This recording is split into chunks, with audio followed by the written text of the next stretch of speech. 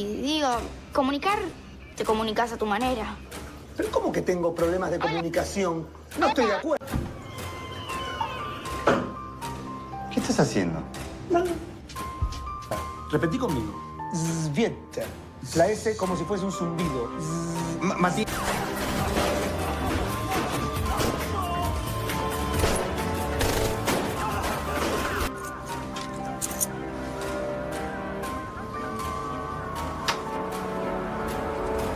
Lo lamento, ahora depende de mí. No nos vamos a ir de acá hasta que no tengamos la clave.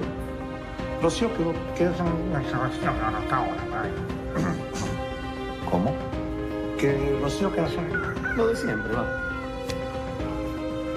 Hola, Sabrina, ¿cómo estás? Mal, ¿cómo crees que esté? Estoy llamando a tu casa. Me van a sacar un diente. Te podés tranquilizar, yo te voy a ayudar. ¿Qué te vas a poner del lado de él ahora? No, mi amor, no, jamás. Yo siempre estoy de acuerdo.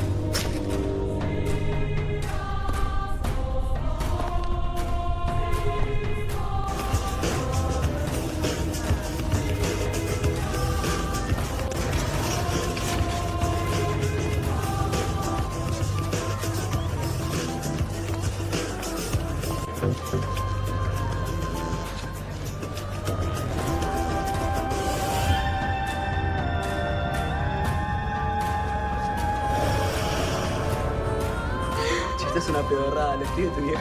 No, lo traduce. Está bien. ¿Qué número raro? Pero no está bueno jugar con algunas cosas. Como con la fertilidad femenina.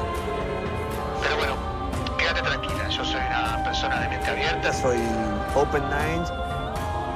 Hagan una cosa. Pídanse una pizza.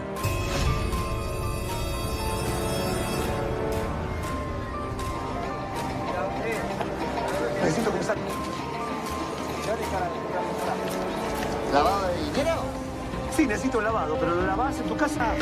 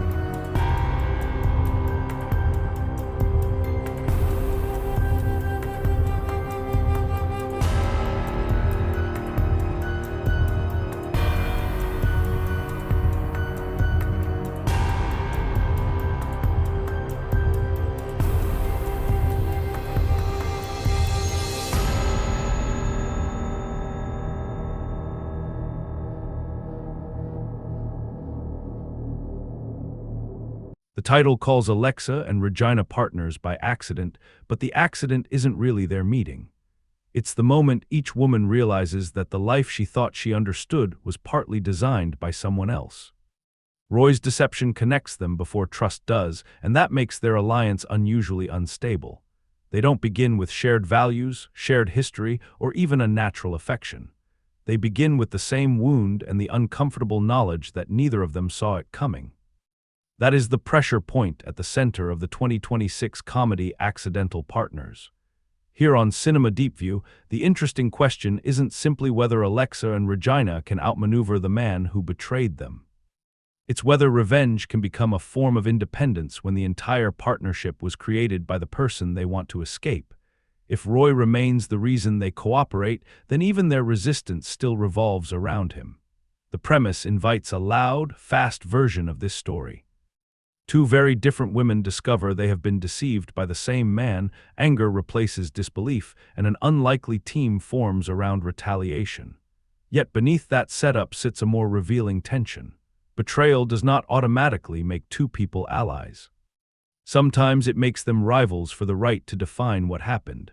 That distinction matters because Alexa and Regina are not only confronting Roy, they are confronting the stories they told themselves while trusting him.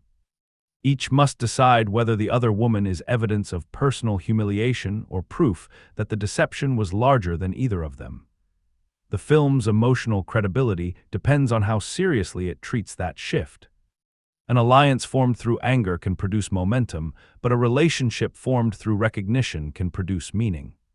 Revenge gives wounded characters a clear objective, and clear objectives are useful in comedy because they create plans, reversals, and collisions. Emotional recovery is less orderly. It requires each woman to stop seeing herself only as the person who was fooled. The more entertaining the retaliation becomes, the easier it is for the film to avoid that harder transformation. Its real test is whether the jokes reveal the damage or merely distract from it. The title therefore carries a quiet contradiction. Partners suggests agreement, coordination, and a future built together. Accidental suggests something unchosen, temporary, perhaps even inconvenient. The movie lives between those ideas. It asks whether a bond born from manipulation can become sincere, or whether it remains trapped inside the circumstances that produced it.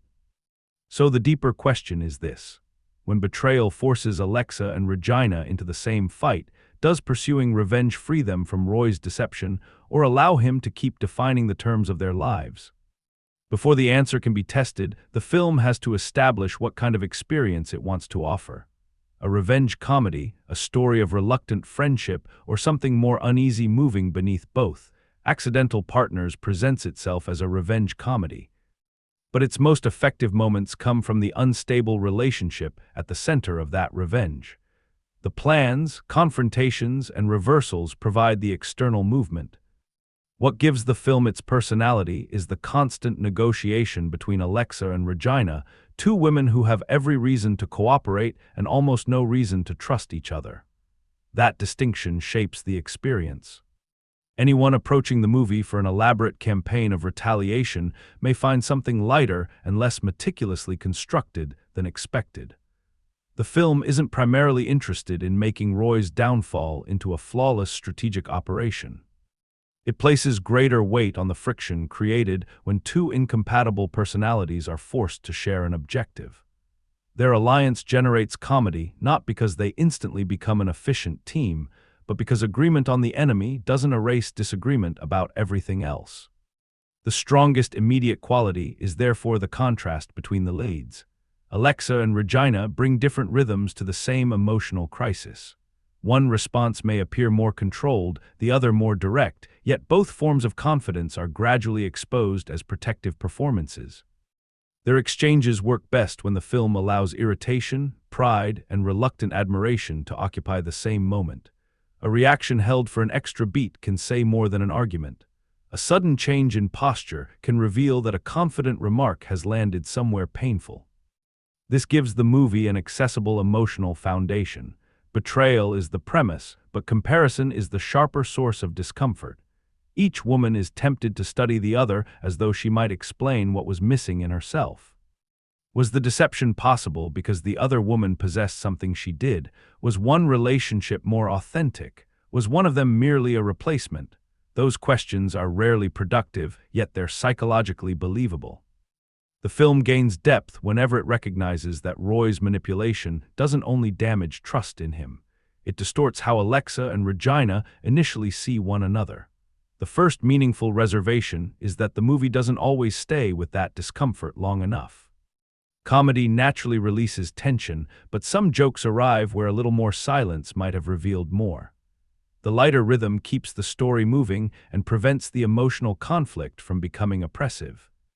At the same time, it sometimes reduces complicated reactions to convenient bursts of anger or quick reconciliations. The film knows that these women have been placed inside a humiliating situation, but it occasionally prefers the immediate energy of that humiliation to its longer emotional consequences. That limitation doesn't erase the appeal. It defines the kind of film this is.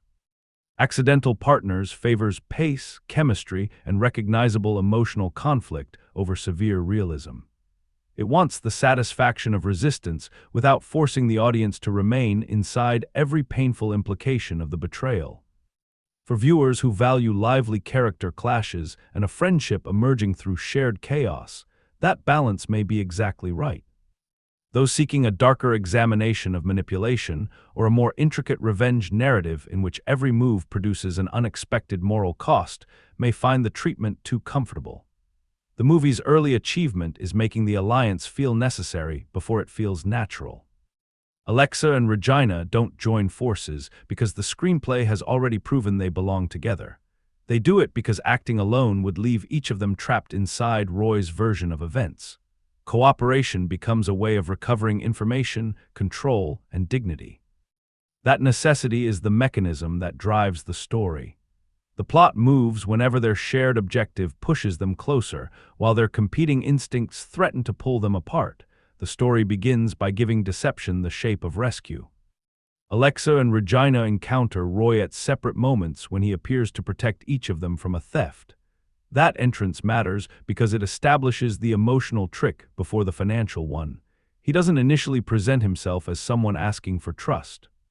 He behaves like someone who has already earned it. The screenplay turns a brief act of apparent protection into a shortcut toward intimacy, allowing charm to arrive disguised as proof of character. From there, Roy builds two relationships at the same time. With Alexa, he uses the name Sebastian. With Regina, he becomes Eric.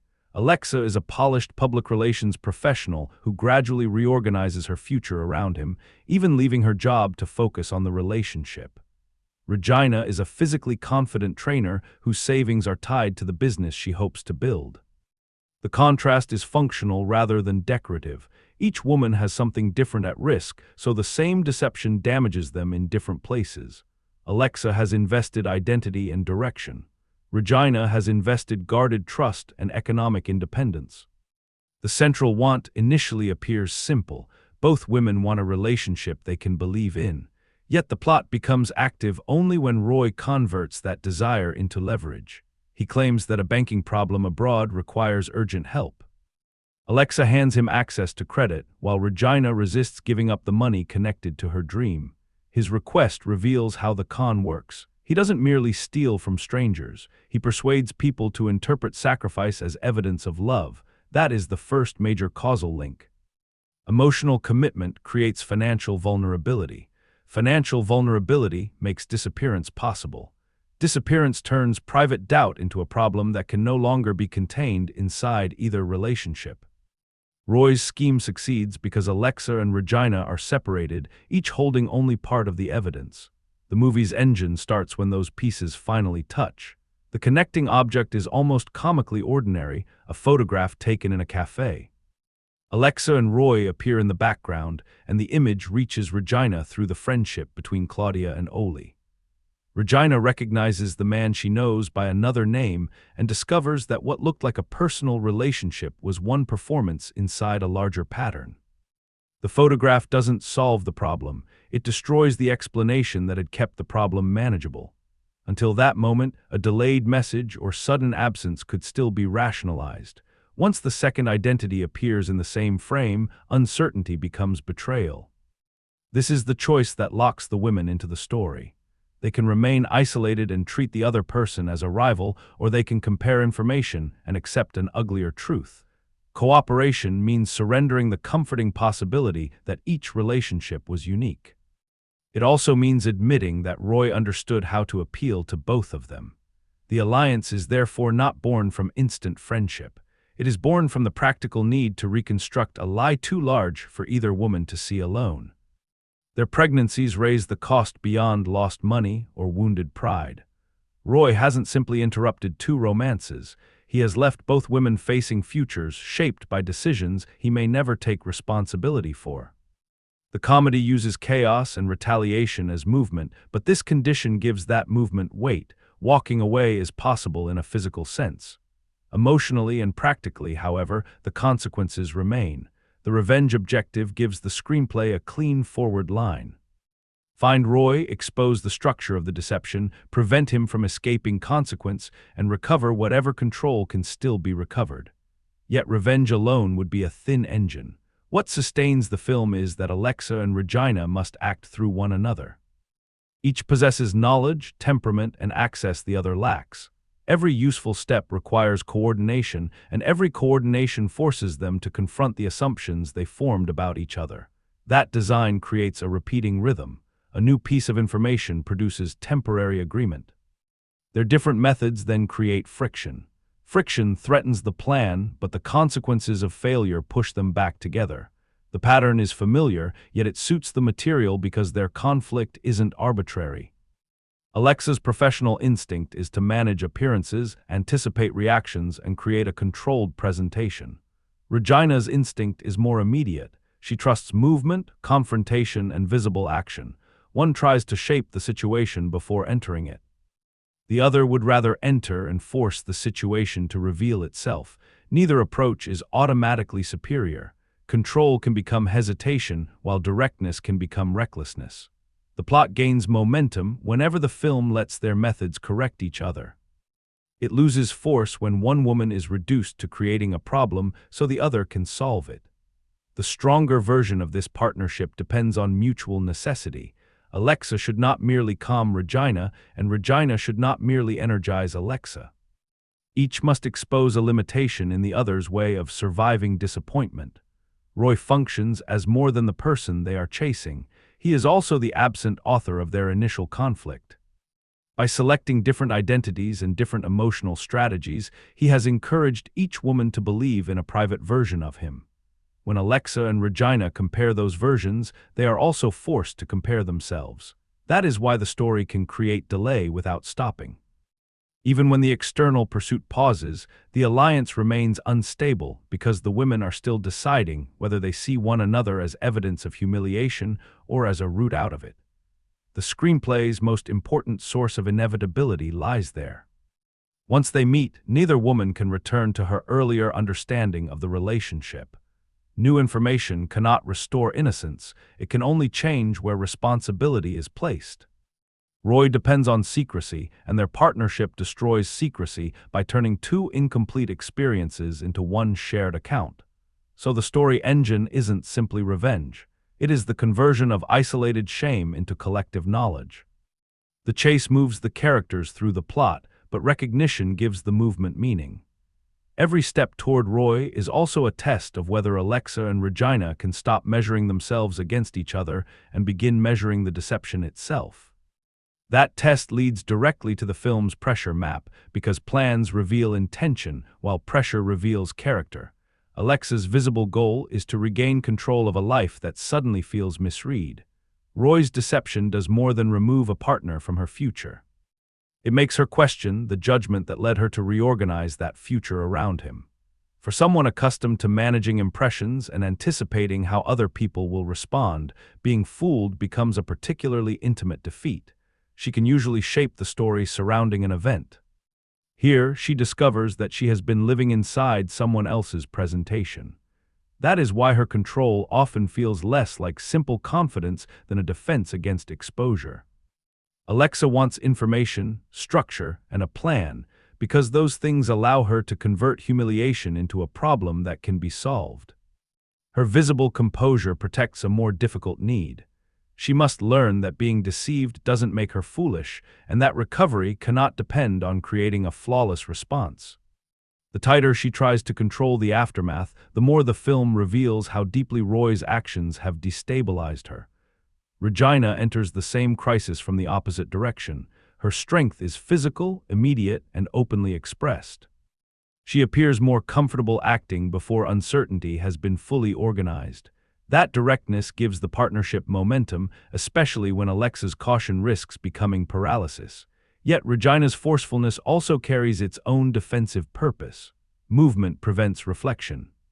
Confrontation creates a clear opponent. Anger is easier to inhabit than the suspicion that trust has once again placed something valuable in another person's hands. Her visible goal is to make Roy face consequences. Beneath that goal sits a need that is less satisfying and therefore harder to accept. Regina must separate independence from emotional isolation.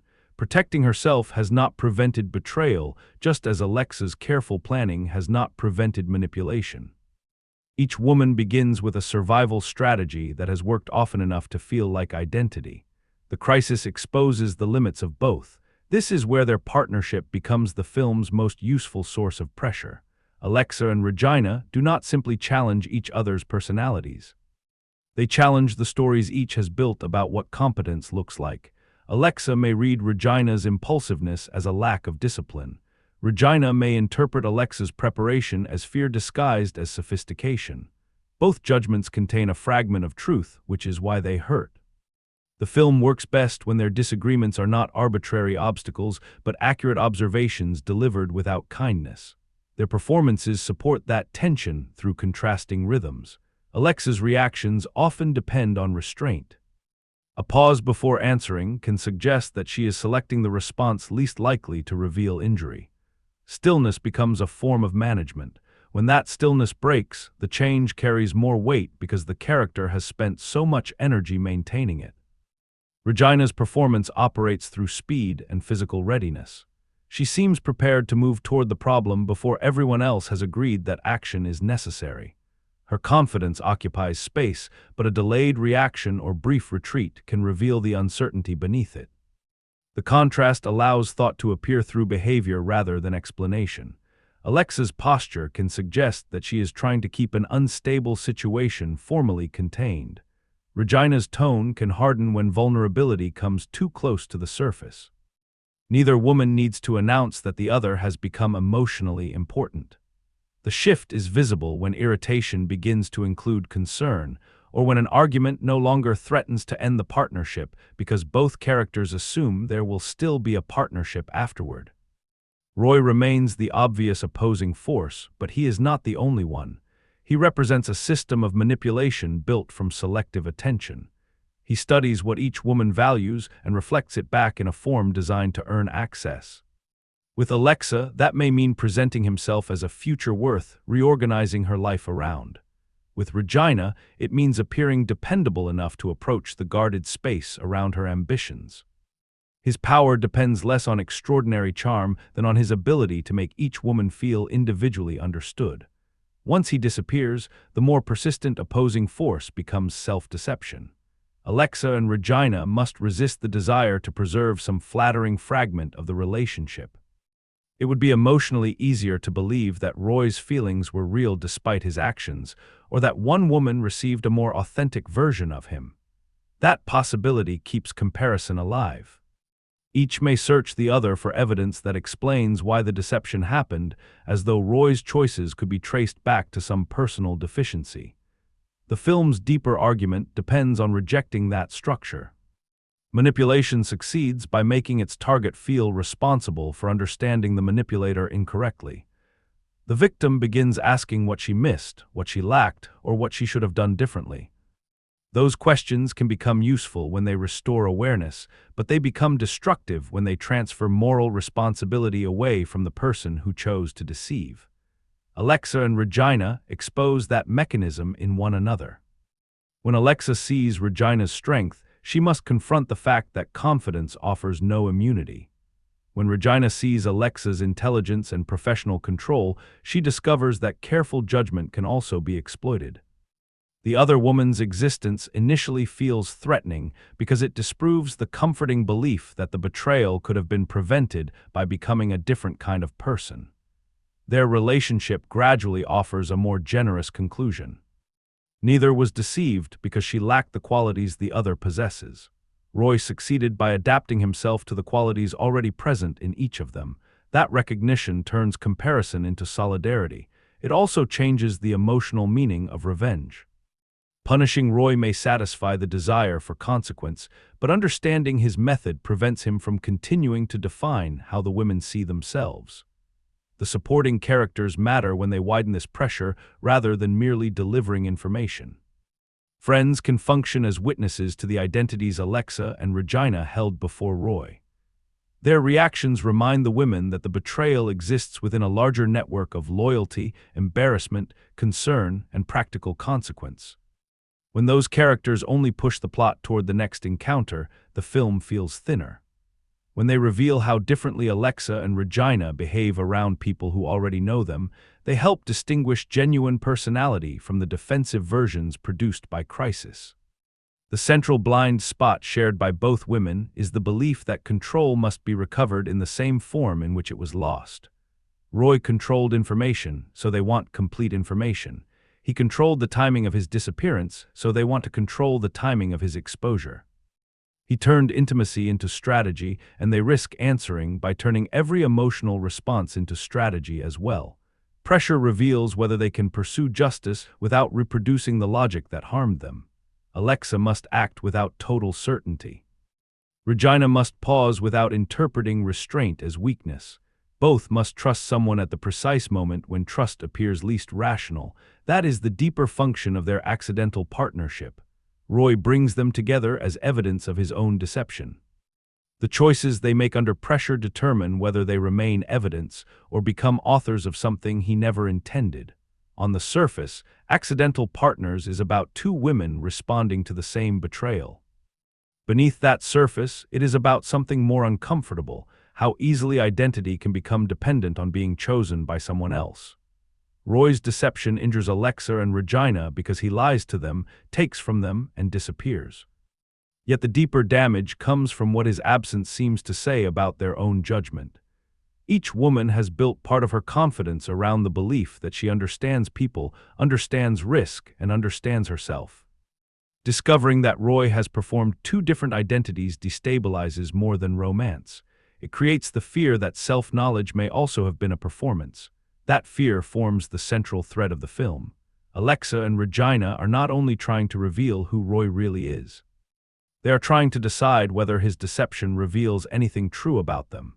The movie repeatedly places identity beside performance. Roy changes names, attitudes, and emotional signals depending on what his target needs. His false identities are obvious examples of performance, but Alexa and Regina also perform versions of themselves. Alexa presents control, Regina presents fearlessness. Neither performance is completely false. Alexa is capable and disciplined. Regina is decisive and resilient. The problem begins when those qualities become roles they feel unable to step outside. Alexa's controlled image allows her to create order, but it can also make uncertainty feel shameful. Regina's forceful independence protects her from appearing vulnerable, but it can make reflection feel like surrender. Roy succeeds because he doesn't merely invent a personality. He recognizes the identity each woman wants to maintain and positions himself as the person who confirms it. For Alexa, he becomes evidence that careful choices can produce a secure future. For Regina, he becomes evidence that strength does not require emotional solitude. In both cases, he offers confirmation before he asks for sacrifice. His method is persuasive because it appears to validate rather than challenge. This is why the film's recurring pattern of looking, watching, and misreading matters. A photograph exposes the deception, but the photograph itself doesn't provide complete knowledge. It captures something visible that changes the meaning of what had previously been invisible. Roy's presence beside Alexa forces Regina to reinterpret every moment she believed she understood. When Alexa learns about Regina, the same reversal occurs. The object doesn't simply reveal a man with another woman. It reveals the danger of believing that a single frame contains the whole story. That idea extends beyond the photograph. Alexa and Regina initially read one another as competing images. Each woman appears to represent an alternative version of what Roy may have wanted. Their differences become evidence in an imaginary comparison. Alexa's polish, Regina's physical confidence, their contrasting ways of speaking and acting all seem capable of answering the painful question of why he chose both. The film gradually redirects that question. The relevant comparison is not between the women. It is between the identities Roy created for himself. Once they understand that he altered his presentation for each relationship, the apparent competition begins to lose its logic. Neither woman possesses the missing quality that would explain the betrayal. Roy's flexibility explains it more clearly than their differences do. This shift allows the film's themes of control, trust, and responsibility to converge. Alexa wants control because uncertainty has become humiliating. Regina wants action because waiting feels like another form of powerlessness. Their partnership forces each to borrow something from the other. Alexa must accept movement before every variable has been contained. Regina must accept that a plan is not necessarily fear in disguise.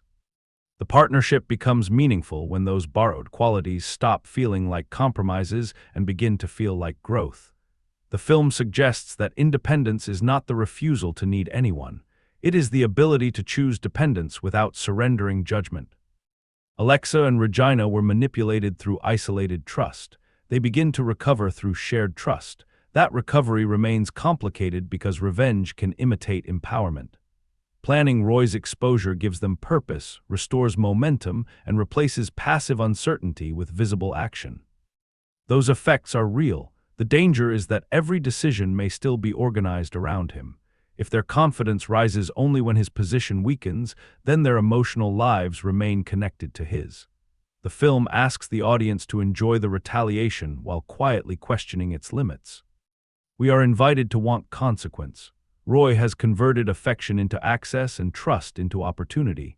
A story that allowed him to leave without resistance would feel evasive, yet consequence is not the same as transformation. The women can defeat his plan and still remain trapped inside the meaning he assigned to their experience. This tension gives the comedy its most productive ambiguity. Laughter makes the revenge pleasurable, but pleasure can disguise dependence.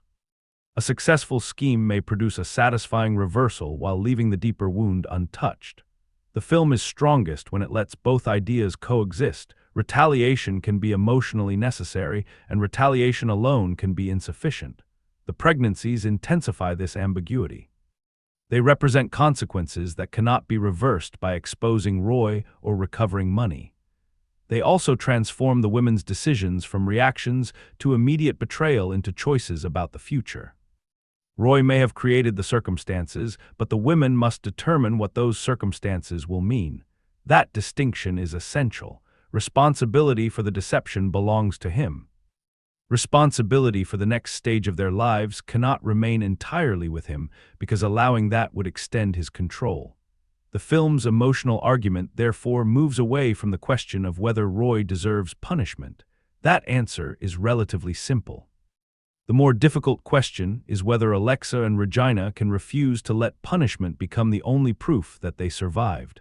One way to read their partnership is as a practical alliance that gradually becomes friendship. Another is to see it as a process of identity reconstruction. Each woman encounters someone who exposes the limitations of her self-image. Alexa discovers that competence can include uncertainty. Regina discovers that strength can include dependence. Neither lesson requires them to become more like the other in every respect. It requires them to stop confusing protection with wholeness. The film does not always explore this process with equal depth. Its lighter tone sometimes moves away just as the emotional implications become most interesting. Still, the pattern remains visible. Roy's deception divides identity into appearance and truth. Alexa and Regina's alliance begins to close that division by allowing them to be seen at their least controlled. That may be the most important form of trust the movie offers. Roy earns access by presenting exactly what each woman wants to see. Alexa and Regina build connection by surviving what neither wanted the other to see. The accidental partnership becomes genuine when it no longer exists only to oppose him. At that point, the women are not simply sharing evidence, anger, or strategy. They are creating a relationship in which failure does not have to be hidden before support becomes possible. The film's deeper question can therefore be narrowed. Freedom from Roy will not be measured only by whether he loses. It will be measured by whether Alexa and Regina can make choices whose meaning no longer depends on his reaction. To see how clearly the movie expresses that idea, the argument has to move from theme into construction, and from construction into the specific scenes where image, timing, and performance carry more meaning than the plot alone. The first useful scene to place under the microscope is not the moment Alexa and Regina meet. It is the paired introduction in which Roy appears to save each woman from a theft. The narrative function is obvious. He enters as a protector. The more interesting choice is the repetition. By giving him nearly the same dramatic position in two separate encounters, the film quietly exposes the mechanical quality of his charm before either woman can see it. What feels spontaneous to Alexa and Regina is already a routine from Roy's point of view. The scene therefore creates two experiences at once. For the characters, it is the beginning of intimacy. For the audience, it is the first evidence that intimacy is being manufactured. The blocking implied by those encounters is simple but revealing. Roy places himself between each woman and a threat, allowing physical position to become moral appearance. He does not need a long explanation of who he is because the situation supplies one for him. The women see action before they have time to test motive. That is why the scene matters to the film's larger question. Trust begins here as a response to pressure, not as knowledge accumulated over time. Roy's deception succeeds because urgency removes the usual distance between impression and judgment. The second scene turns an ordinary farewell into the film's most efficient visual trap. Alexa gives Roy access to her credit card after he describes an urgent banking problem, and the moment is framed emotionally as support offered inside a committed relationship. Nearby, Oli takes a casual selfie, leaving Alexa and Roy visible in the background. Nothing in the action announces that the image will become decisive. Its power comes from accidental composition. The people who believe they are at the center of a private moment become secondary details inside someone else's photograph. That reversal is one of the film's sharpest ideas. Roy has controlled every story by separating his identities.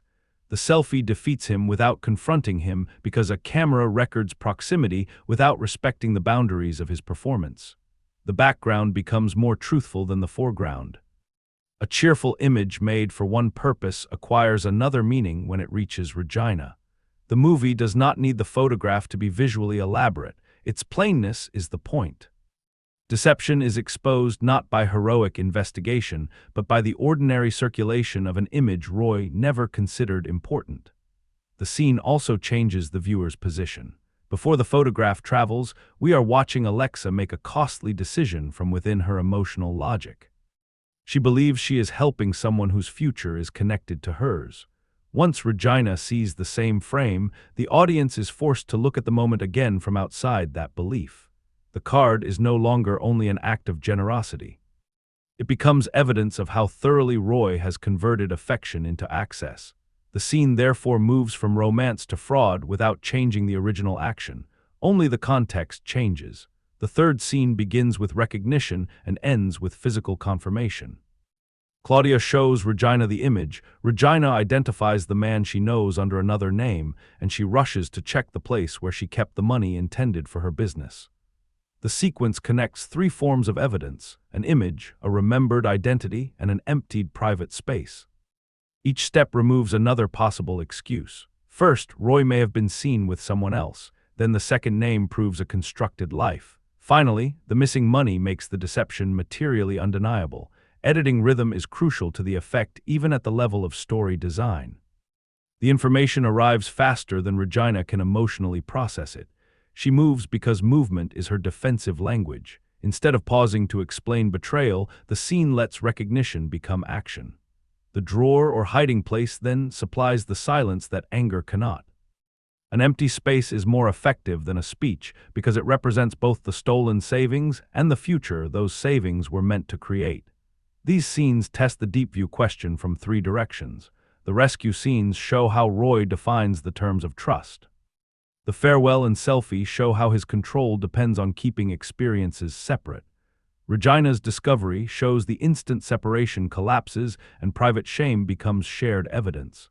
The film's visual intelligence is strongest when objects carry that transition. A bag or wallet creates the opportunity for Roy to appear protective.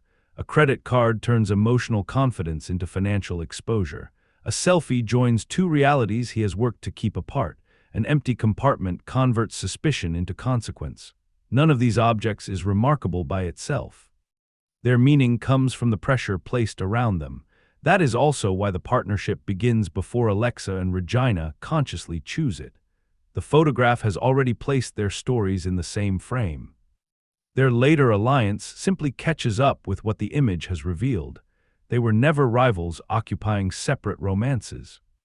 They were two witnesses positioned on opposite sides of the same construction.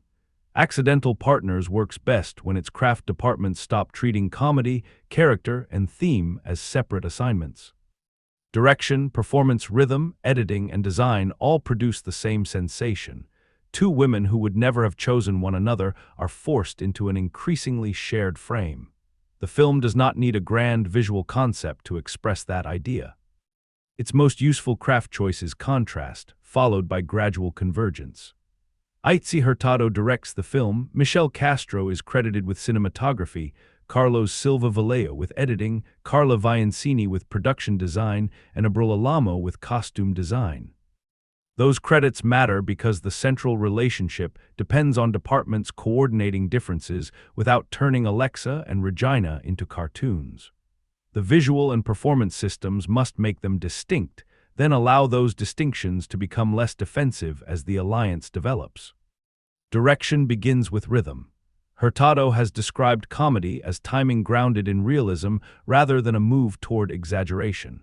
That approach suits this story because the funniest tension comes from characters taking their own emotional logic seriously.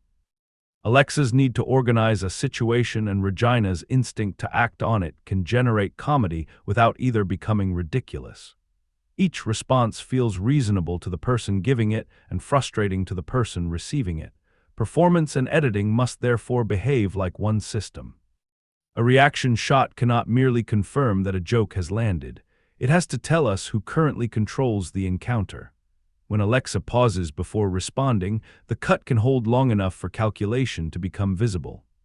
When Regina interrupts that calculation with movement or bluntness, the next cut accelerates the scene without requiring louder dialogue. The comedy emerges from incompatible internal tempos. One character is arranging the moment while the other has already changed it. Fast exchanges also keep Roy from dominating every scene even when he remains the reason for the conflict. The energy belongs to the women's attempts to coordinate. When the editing becomes too eager, however, it can flatten emotional transition. A quick cut may preserve pace while removing the hesitation that would show anger becoming trust. The strongest sequences understand that comic timing sometimes requires speed and sometimes requires waiting. Cinematography supports this evolution through distance and shared space. Early in the story, separation is the governing principle. Roy's deception depends on Alexa and Regina occupying different environments, emotional narratives, and versions of him. Once they meet, the frame becomes a measure of partnership. Two shots are not automatically signs of unity. Shared framing can first emphasize opposition by placing the women on different sides of a room or moving in conflicting directions. As cooperation develops, the same structure can feel coordinated rather than divided. The important effect is the changing meaning of proximity. Alexa and Regina can stand close while remaining psychologically separate, then later occupy a less controlled arrangement that feels more trusting. Wider framing lets their physical differences and competing strategies play against each other. Closer framing becomes useful when the comedy drops and each briefly sees the cost carried by the other. Production design and costume perform a similar task. Alexa's world is associated with professional polish and controlled presentation, while Regina's identity is tied more directly to training, physical confidence, and the business she hopes to build. Their environments function as extensions of those survival strategies. Alexa's spaces suggest order and image management. Regina's suggest motion, function, and self-reliance. Costume becomes expressive when it avoids making those identities fixed. If Alexa always remains immaculate and Regina always remains purely athletic, contrast becomes a label rather than an arc. Small adjustments can show pressure without demanding a dramatic transformation. Control can loosen. Practicality can become vulnerability rather than armor. The women do not need to exchange styles or become visual copies of one another. Their presentation only needs to stop working as a wall. Sound completes the convergence. A revenge comedy invites energetic music, sharp transitions, and cues that make plans feel pleasurable. Those choices create momentum, but silence is more revealing when the story reaches embarrassment or recognition. Roy's manipulation depends on persuasive language. The women's growing alliance is often clearest when language becomes unnecessary. A pause after new information, a shared look, or the absence of a musical push can let the audience register that their relationship has changed before either admits it. The craft succeeds when these systems arrive at the same conclusion. Direction preserves believable behavior. Editing turns incompatible rhythms into momentum. Framing converts separation into shared space. Design makes identity visible, then allows it to soften.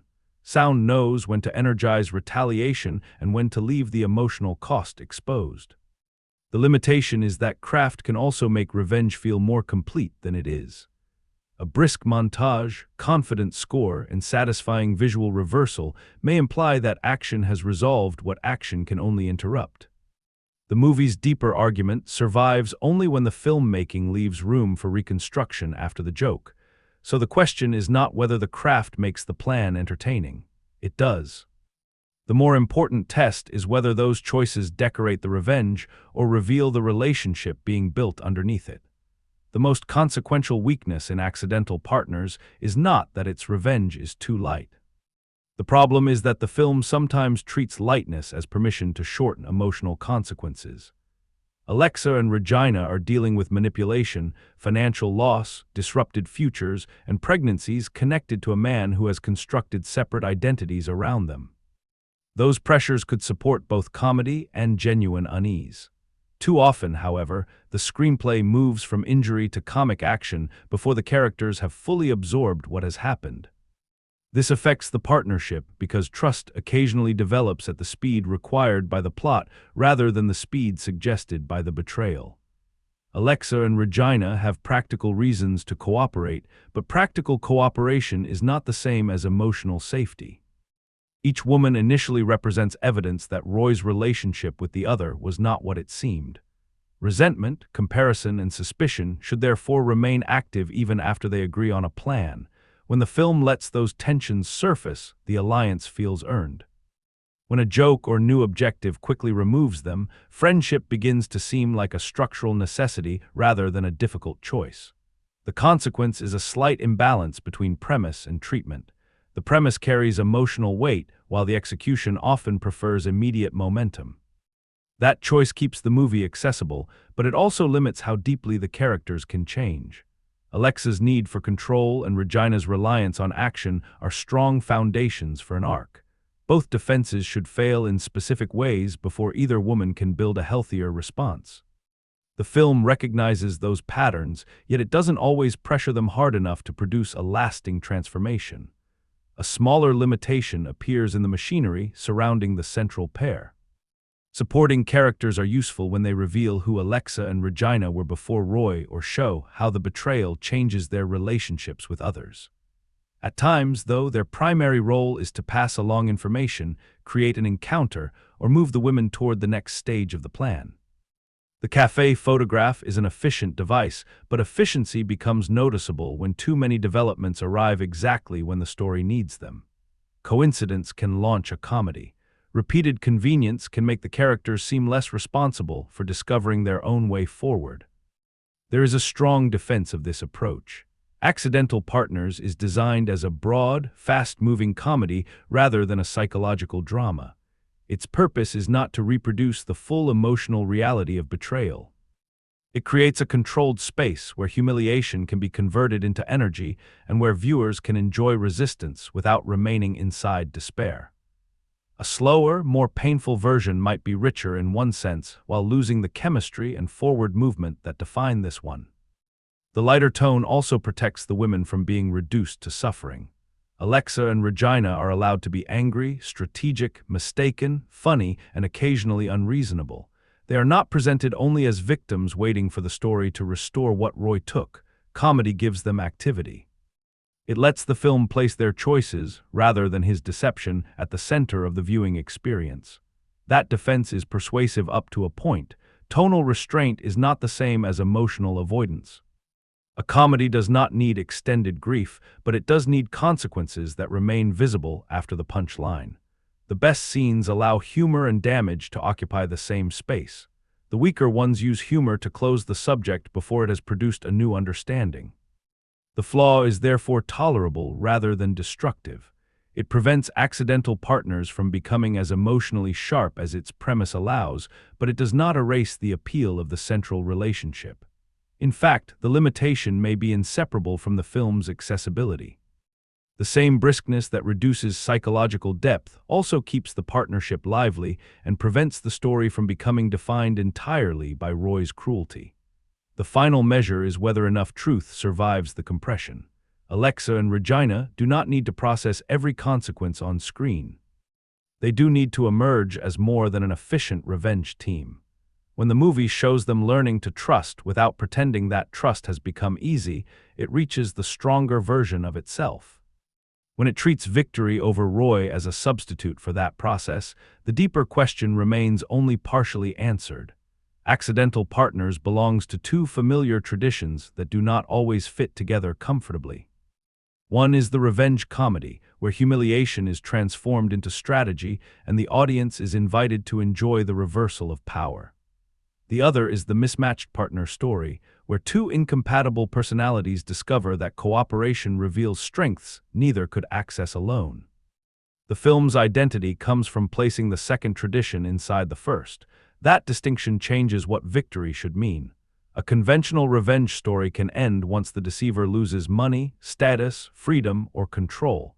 A partnership comedy needs a different conclusion. The external opponent may initiate the relationship, but the bond must eventually develop a reason to exist beyond him. Otherwise, the supposed friendship remains only an extended reaction to betrayal. The odd couple structure gives accidental partners an immediate commercial clarity. Alexa and Regina differ in presentation, temperament, and method. One is associated with planning and controlled appearances. The other is associated with physical confidence and direct action. Their contrast creates recognizable comic friction before the screenplay has to explain every emotional complication. We understand the basic mechanism as soon as they are forced to coordinate. Each woman possesses precisely the quality the other distrusts. The danger of this structure is simplification. Mismatched partners can easily become fixed types, with one character always supplying discipline and the other always supplying chaos. When that happens, difference generates jokes but not development. The stronger use of the formula allows both characters to be correct and limited at different moments. Alexa's preparation should sometimes protect them and sometimes conceal fear.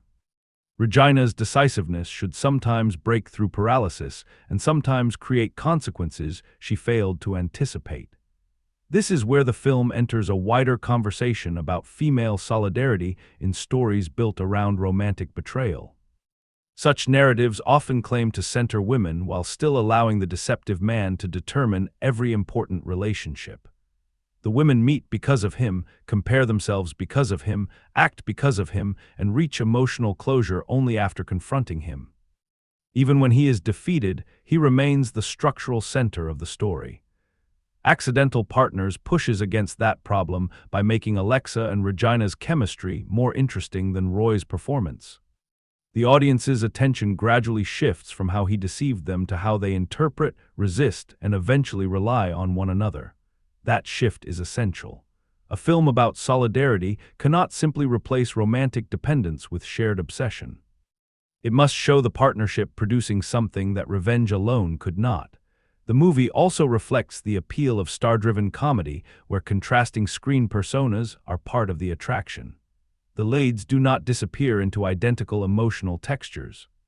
Their differences remain visible, and the film uses that visibility as a source of energy. The result is accessible because viewers are not asked to decode a complicated genre experiment. The pleasure lies in watching two forceful presences negotiate the same space. Yet accessibility comes with an obligation. When performers bring strong, recognizable energy to a premise, the screenplay must give them more than a sequence of reactions. Chemistry can disguise thin characterization for a while, but it cannot replace the moments in which each woman chooses differently because the other has changed her perspective. Without those choices, the partnership remains entertaining but temporary. The film's cultural value is therefore not located in the novelty of its premise. Stories about women joining forces against a dishonest man are well established. What matters is the degree to which this particular movie redirects attention away from competition. Alexa and Regina initially seem positioned to ask which of them Roy valued more. The film becomes more generous when it exposes that question as another part of the manipulation. In the wider frame, Accidental Partners is most successful when it treats solidarity not as automatic moral correctness but as difficult work. Shared injury does not guarantee trust. Similar consequences do not erase differences. Friendship becomes meaningful because the women must repeatedly choose it despite the comparison, pride, and suspicion that the deception created. That is the genre promise the movie comes closest to fulfilling. Revenge supplies the structure audiences recognize. The accidental partnership supplies the reason the story is worth following. The remaining question is whether the production itself provides evidence that this balance was deliberately built, or whether the deeper meaning emerges mainly from what the performers bring to the material. The most useful production evidence begins with casting. Because Accidental Partners was built around a risk that is easy to underestimate. The film marked Angelique Boyer's cinema debut and also her first major move into screen comedy. Director Ihtzi Hurtado said she was interested in Boyer's comic timing and in the possibility of grounding humor in believable behavior rather than pushing the character toward exaggeration. That decision clarifies Alexa's function. Her comedy is not supposed to come from becoming foolish. It comes from watching a controlled woman lose control in small, visible increments. Boyer later described the film as revealing unfamiliar aspects of her own screen presence, including reactions, facial expression, and vocal tone. That observation sharpens the reading of Alexa's restraint. The performance was not simply an extension of an established dramatic persona. The production used comedy to make the familiar image less secure. Alexa's composure remains credible because the film is not asking Boyer to abandon seriousness. It is asking her to let seriousness become the setup for disruption. A second production choice concerns preparation between the leads. Boyer and Bárbara de Regil met repeatedly before filming, and de Regil said the scenes were carefully developed under Hurtado's direction, with relatively few scenes completed each day. That matters because the partnership depends on calibrated reactions rather than plot information alone. Their contrasting rhythms feel strongest when one performer can anticipate the other without making the exchange look rehearsed. Preparation creates the confidence required for interruption, silence, and controlled improvisation. The production also allowed space for improvisation. De Regil recalled adding an unexpected physical comedy beat during a scene, forcing Boyer to respond in character. The detail is minor, but it explains why some exchanges feel less like alternating written lines and more like two personalities testing each other in real time. Improvisation works here when it reveals contrast. Regina disturbs the social order, while Alexa instantly tries to repair it. Hurtado also spoke about making Mexican films in which local audiences can recognize their own language and identity. That ambition helps explain the movie's preference for accessible character comedy over detached sophistication. Its tone seeks immediate recognition. The exaggeration stays close enough to ordinary behavior that the audience can see the emotional truth beneath the setup. Finally, the production was described as being led largely by women, and Boyer framed the project's purpose as reconstruction and solidarity rather than an attack on men. That stated emphasis supports the film's strongest interpretation. Revenge may provide the commercial hook, but the production understood the deeper destination as union after betrayal. These receipts do not prove that every emotional turn succeeds. They do show that the central contrast was deliberate. Realism beneath comedy, preparation beneath spontaneity, and female partnership beneath the revenge machinery.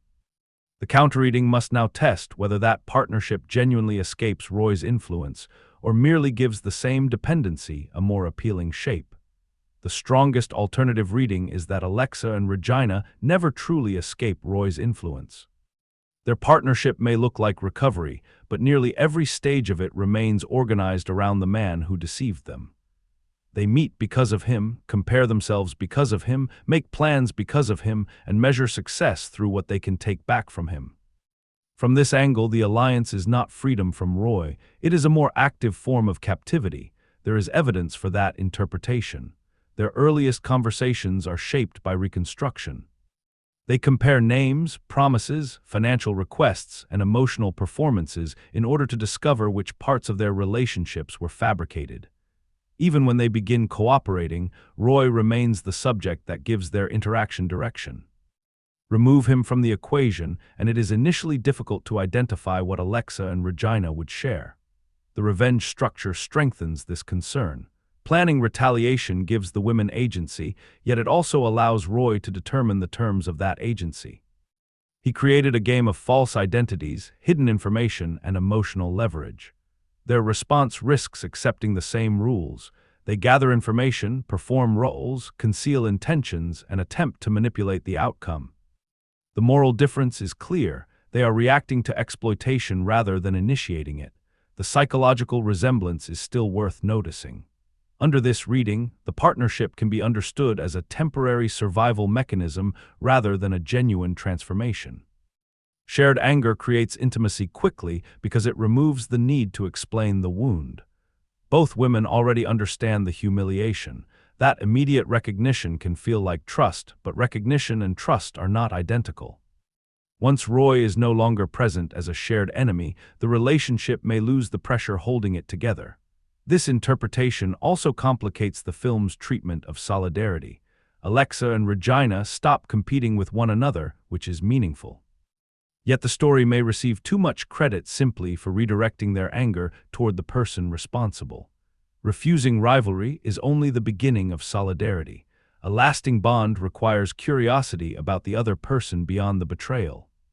It requires interests, disagreements, and acts of care that are not connected to revenge.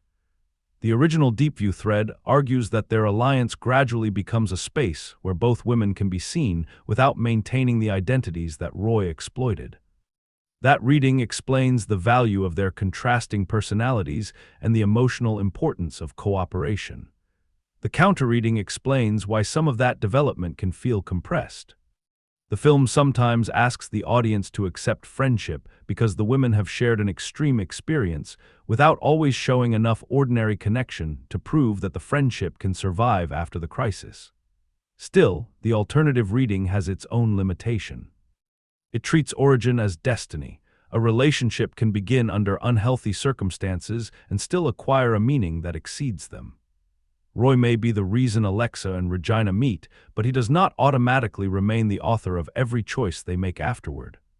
The decisive issue is whether their behavior begins to include concern that offers no strategic advantage. When one woman protects the other's dignity, adjusts her method, or remains present after cooperation becomes inconvenient, the partnership moves beyond reaction. Those choices cannot be fully credited to Roy because his design depends on isolation. Every act of honest comparison weakens the structure he created.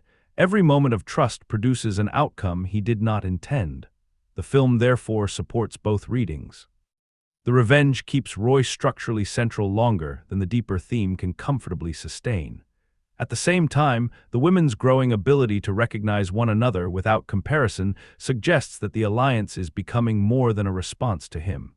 My position falls between those conclusions. Alexa and Regina do not achieve complete independence simply by defeating Roy, and the film sometimes confuses momentum with healing. Yet their partnership is not merely another form of captivity. It becomes meaningful when they stop asking which woman received the more authentic version of him and begin responding to the authentic person standing beside them. The uncertainty that remains is whether the film has planted enough quiet evidence of that change. The repeated gestures, frames, and performance details become especially important on a second viewing, because they reveal whether the relationship grows beneath the revenge or only arrives when the plot requires it. The most important rewatch signal appears before Alexa and Regina understand that there is anything to rewatch. Roy's two rescue encounters seem designed to establish charm and coincidence, but their similarity gives them a colder meaning once his divided identity is known. What initially looks like instinctive generosity begins to resemble a practiced entrance. The repeated situation suggests that he does not merely improvise lies after meeting someone. He knows how to create the emotional conditions in which trust will feel natural. That repetition changes the performance as well. On a first viewing, Roy's attention can be read through the perspective of the woman receiving it. His calmness appears reassuring because the scene requires reassurance.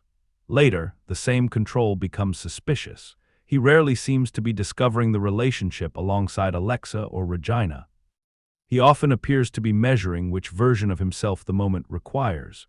The performance detail is not a dramatic gesture. It is the absence of uncertainty. Names become another signal. Sebastian and Eric are more than labels used to hide a double life.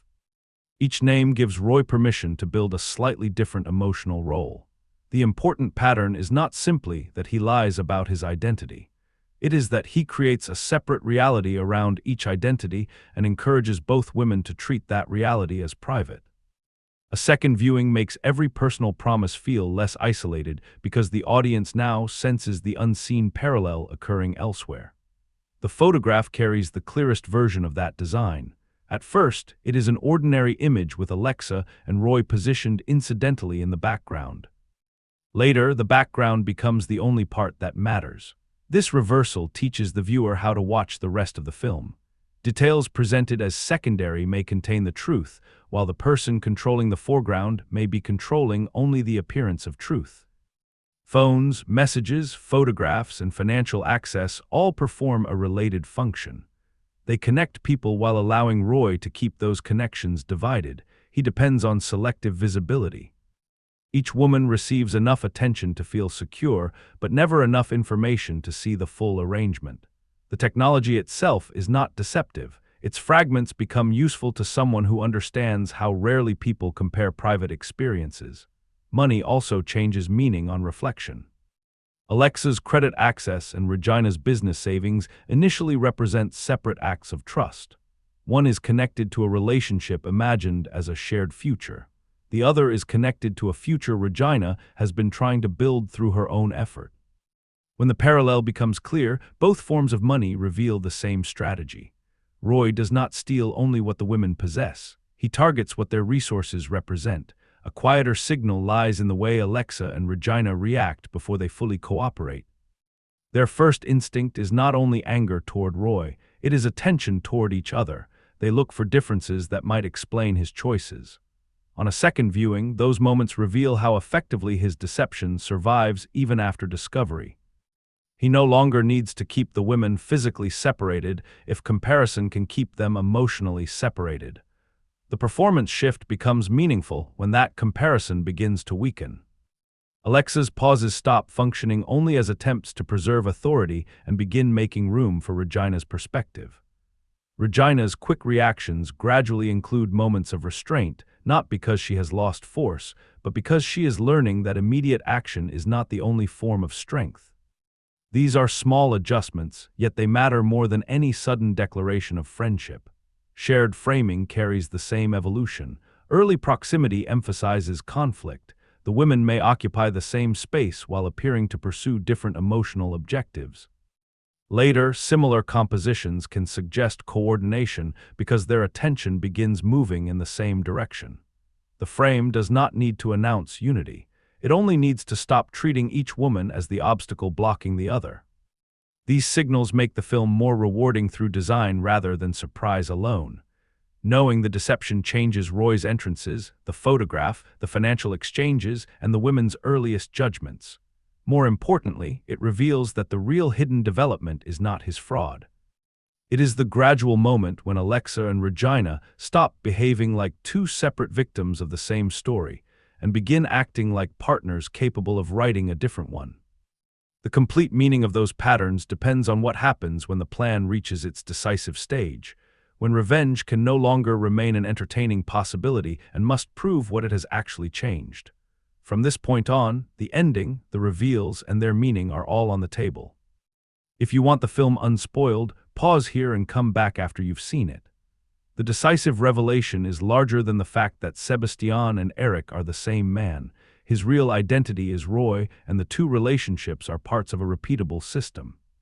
He approaches Alexa and Regina through similar moments of apparent rescue, adapts his personality to their expectations, creates urgency around money, and disappears before either woman can compare what she knows. The betrayal is romantic, financial, and psychological at once. He has not merely lied about where he goes. He has designed separate realities and placed each woman inside one. That distinction explains why the photograph matters so much. The image does not uncover a sudden affair inside an otherwise honest relationship. It collapses the wall between two constructed worlds. Roy's power has depended on keeping Alexa's version of him away from Regina's version. Once both women can occupy the same account of events, the deception begins losing its most important protection. Their first response is not immediate solidarity. Discovery creates rivalry before it creates partnership.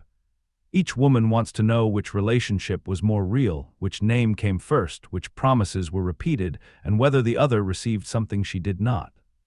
Roy remains psychologically present through that comparison. Even in absence, he encourages them to evaluate themselves according to the attention he performed.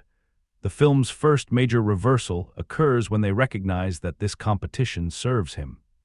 If Alexa treats Regina as the explanation for her humiliation, she does not have to confront the full structure of the fraud.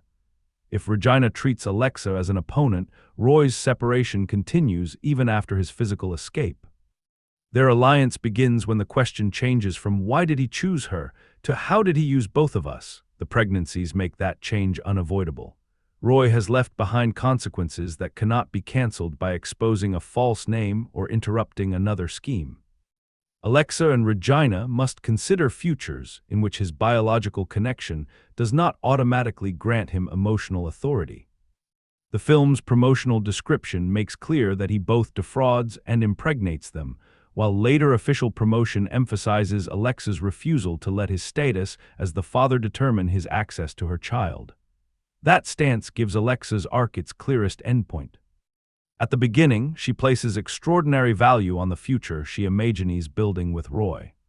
Her decision to leave work and invest in the relationship suggests that she has connected personal fulfillment to a particular romantic picture.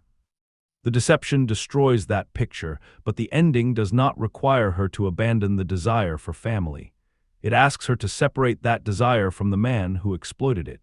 This is a more interesting transformation than simple disillusionment. Alexa does not need to become cynical in order to become independent. Cynicism would still allow Roy to reshape her values.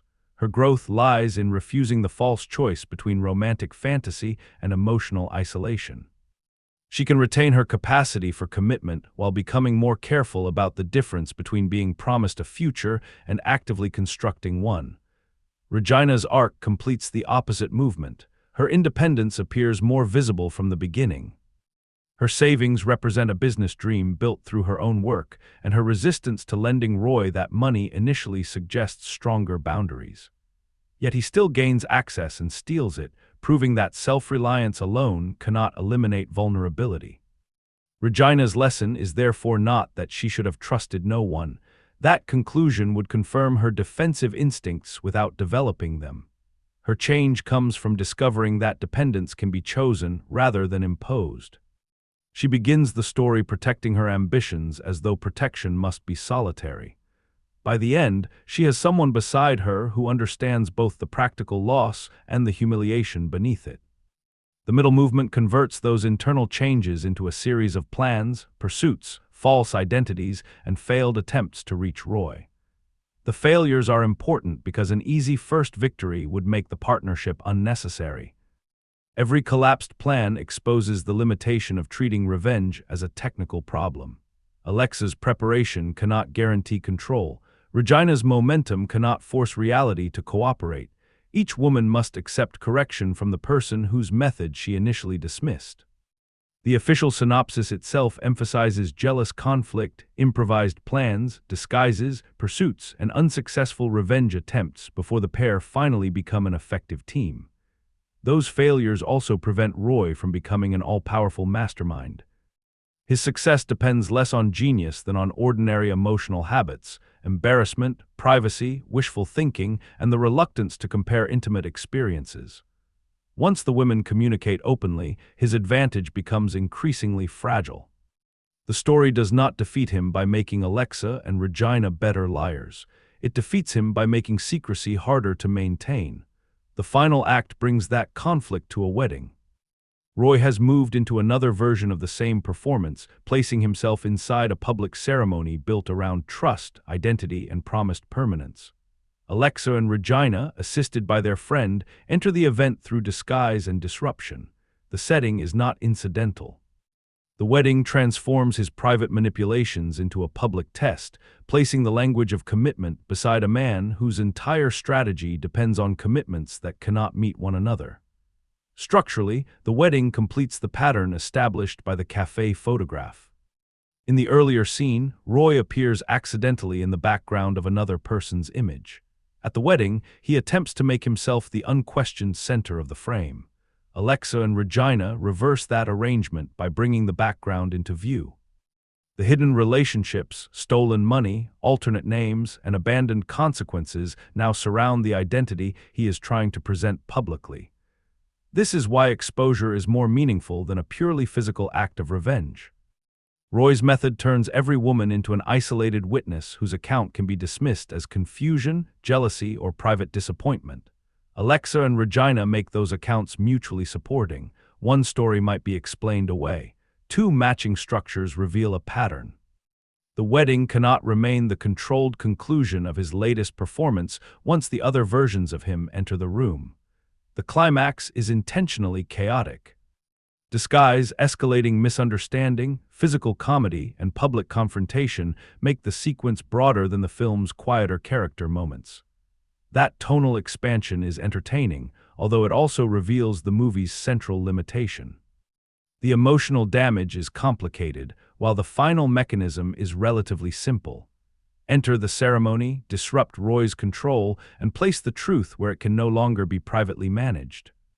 Still, the sequence earns its satisfaction because the women do not arrive as two competing claimants demanding that Roy select the authentic relationship. They arrive as partners who no longer accept his authority to rank their experiences. That change is the true, irreversible turn. Earlier, each woman wants an answer from him that might restore meaning to what happened. By the wedding, his explanation has become less important than their shared understanding. The consequences of the confrontation are therefore larger than whether every stolen resource is immediately recovered or whether punishment takes the most severe possible form. Roy loses the arrangement that made his deception sustainable. His identities collide. The ceremony built around his latest presentation becomes the site where presentation fails.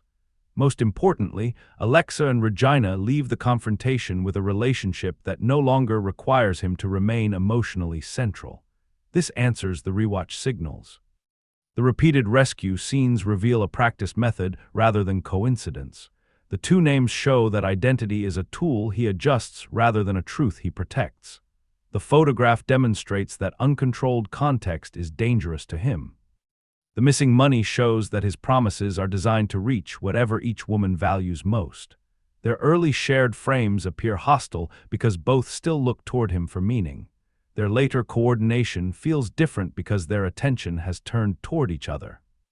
The ending also clarifies the title. Alexa and Regina become partners accidentally only in the sense that they did not choose the circumstances of their meeting. Everything that makes the partnership valuable afterward requires choice. They choose to compare information despite embarrassment. They choose to cooperate despite distrust. They choose to remain present through failed plans. They choose not to let Roy's deception become a permanent argument against their own judgment. One alternative interpretation remains possible. Their friendship may still be inseparable from the crisis that produced it. The film does not spend enough time beyond the revenge to prove how the relationship functions in ordinary life. Shared adversity can create intense closeness that changes once the common threat disappears. From this perspective, the ending offers emotional promise rather than complete proof. Yet that uncertainty does not weaken the central gesture. A friendship does not become false because it begins in response to harm. What matters is whether it produces choices that harm alone cannot explain. Revenge might explain why Alexa and Regina search for Roy.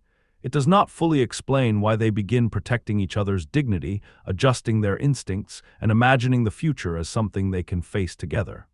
The pregnancies make that future especially significant. The film avoids presenting motherhood as a magical repair for betrayal. Instead, it treats the situation as a demand for agency. Roy contributed to the circumstances, but he does not receive the power to define what the women, the children, or the new relationship between Alexa and Regina must become. Their reconstruction begins when biological consequence is separated from emotional ownership. There is also a useful refusal inside the ending. Alexa and Regina do not need Roy to confess that one relationship was genuine. Such a confession would preserve his position as the final authority on their value. Whether he experienced affection at particular moments becomes less important than the fact that he repeatedly converted intimacy into leverage. The pattern judges him more clearly than any claim he might make about private feeling.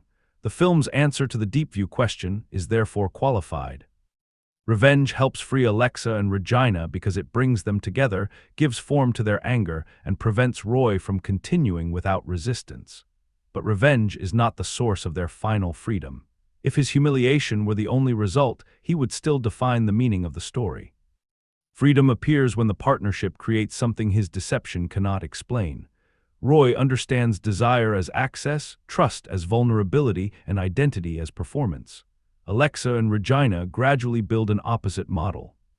They turn information into protection, vulnerability into recognition, and difference into cooperation. That is what the ending earns, even when the screenplay reaches it more quickly than the emotional material deserves. Roy's exposure provides the comic release. The women's refusal to remain isolated provides the conclusion. Accidental Partners does not argue that betrayal secretly improves people or that suffering is valuable because it produces friendship. The harm remains unnecessary, and Roy remains responsible for choosing it. The film's more defensible claim is that people can create value after harm without pretending the harm was required. Alexa and Regina cannot return to the lives they believed they had. Their money, relationships, pregnancies, and sense of judgment have all been changed. What they recover is not the earlier version of control. It is the ability to decide what the experience means next. So when the final conflict removes Roy from the center, the film finally fulfills the promise hidden inside its title. The accident belongs to the past. The partnership becomes a decision. What remains after the disguises, the confrontation, and Roy's collapse is not the spectacle of his exposure. It is the image of Alexa and Regina standing on the same side of a situation that once forced them to look at each other as rivals. The film's loudest moments belong to revenge, but its afterimage belongs to recognition. That recognition matters because neither woman can return to the version of herself that existed before the deception. Alexa can no longer believe that careful planning protects her from every form of manipulation. Regina can no longer believe that independence means never needing another person. Both ideas offered safety, and both proved incomplete. The partnership does not repair those fractures by pretending they never happened. It gives the women a place where the fractures no longer have to be hidden. The detail that stays with me is the photograph that first connects their stories. It begins as an accidental background image, an unnoticed fragment inside someone else's moment. By the end, it feels like a compact statement of the entire film. Roy survives by controlling what each woman sees. The camera defeats that control simply by recording more than he intended. Truth appears not because someone stages a perfect investigation, but because reality refuses to remain divided as neatly as his lies require. There is something quietly human in that idea. We often understand betrayal as a sudden discovery, but the discovery usually comes from reinterpreting something that was already present. A photograph, a pause, a repeated excuse, or a detail that once seemed harmless acquires a different weight. The past does not change, yet its meaning does. Accidental Partners uses comedy to make that process easier to watch, though it cannot completely escape the sadness beneath it. The unanswered human question is whether trust becomes wiser after betrayal or merely more frightened. Alexa and Regina have good reasons to become suspicious of every promise. The film resists making suspicion their final form of strength. Their recovery depends on trusting again, first in limited ways, then through increasingly consequential choices. That does not prove that trust will be rewarded.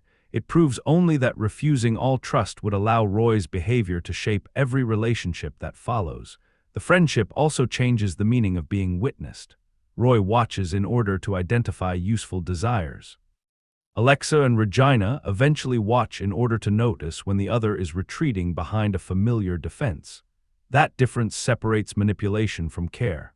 Both require attention, but one uses knowledge to gain access while the other uses it to make room.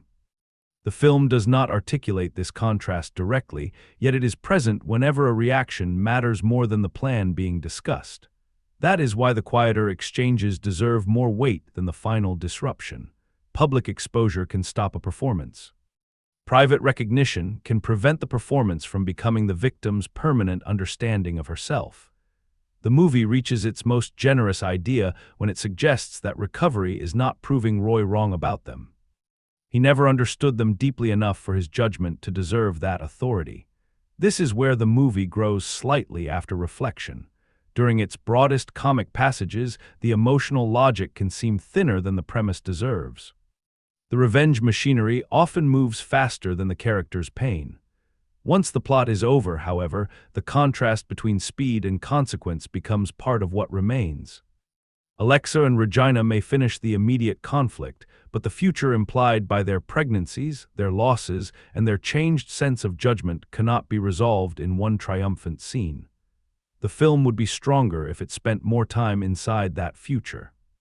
It gives us enough to understand that the partnership has changed, but not enough to know how it functions once Roy is no longer the common enemy. That absence limits the emotional proof of the ending. At the same time, it leaves a useful openness. Their friendship is not presented as a perfect cure. It is a possibility they have chosen to protect. So the deep view question returns in a different form.